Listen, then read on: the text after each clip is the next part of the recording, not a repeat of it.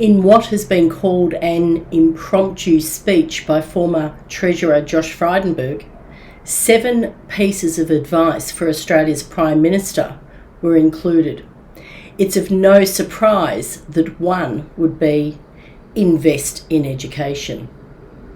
All Australians, not just our young in schools, must know, understand and agree on Australia's national security and how we, the people, have the right and the responsibility to ensure our own safety and the safety of our loved ones. 40 days after the October 7, 2023 attacks, the Age newspaper reported on a decision of Australia's Parliamentary Joint Committee on Intelligence and Security. According to the report, the Joint Committee united in calling for the government to drop a plan to ban the public display of Islamic State flag because of concerns that it would criminalise the displays of legitimate Islamic imagery.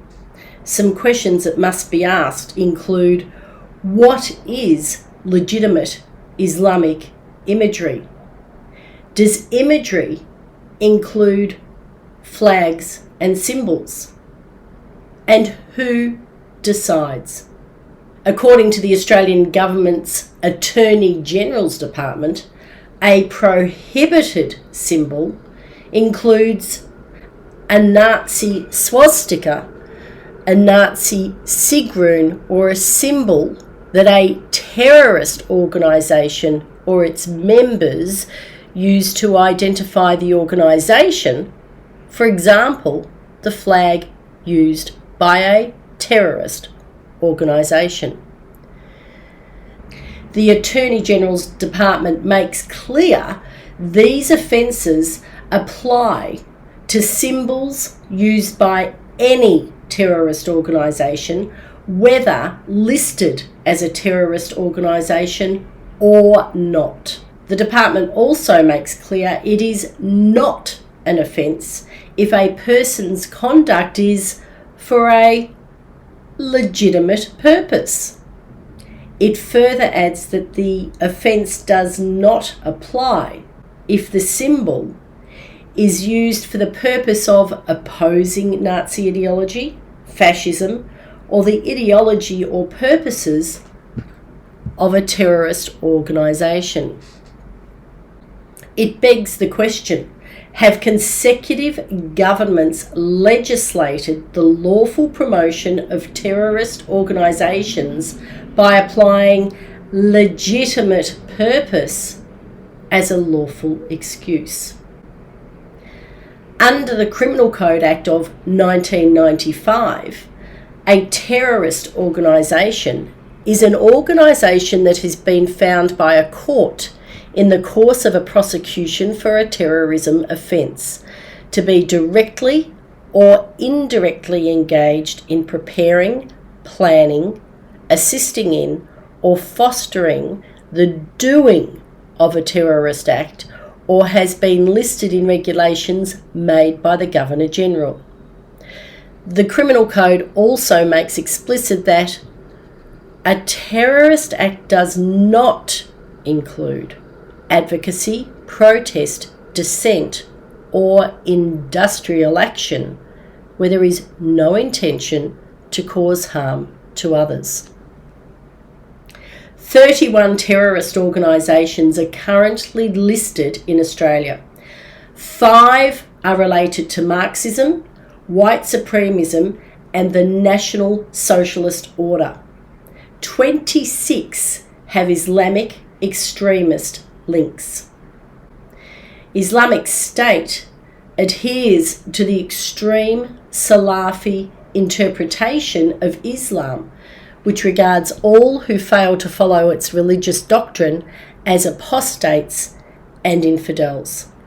Seeking to emulate the expansive success of Islamic conquests during the 7th to 10th centuries, Islamic State seeks to subjugate through terror and establish a pan-Islamic imperialist theocracy with a view of ultimately dominating the globe.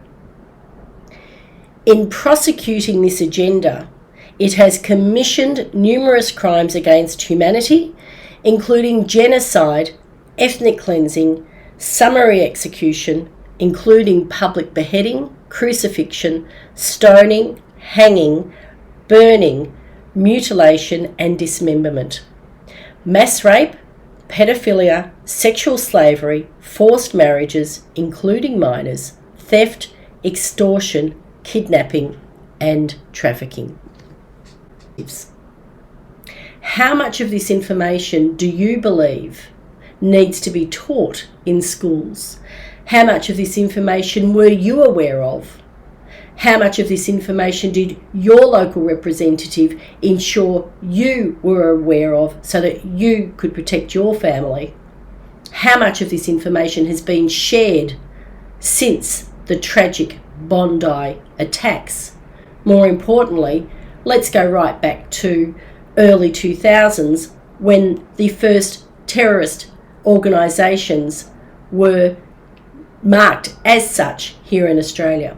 We're not talking 2 years, we're talking at least the last 25 years in which consecutive governments have been aware of the risks to you, to your family, to all Australians and to Australian safety.